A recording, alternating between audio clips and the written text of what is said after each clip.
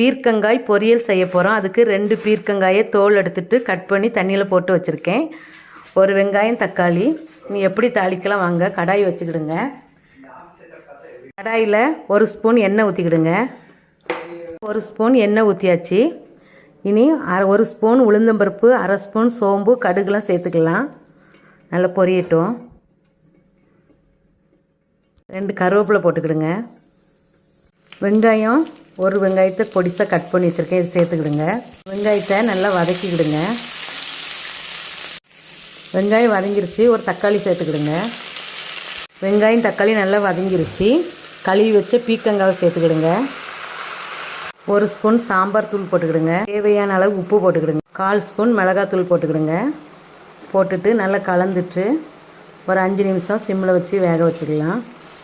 தண்ணி ஊற்றாதீங்க, பீர்க்கங்காவில் தண்ணி விடும். அதனால் நல்லா கலந்துட்டு மூடி வச்சுக்கலாம். தண்ணி ஊற்றலை பாருங்கள், தண்ணி விட்டு நல்லா வெந்திருக்கு. இனி கொஞ்சம் தண்ணி வற்றினதுக்கப்புறம் நம்ம ஆஃப் பண்ணிடலாம்.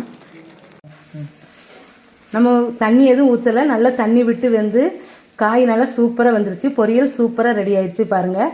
இது சப்பாத்தியோட தயிர் சாதத்தோடு வச்சு சாப்பிடுங்க. டேஸ்ட்டு நல்லாயிருக்கும்.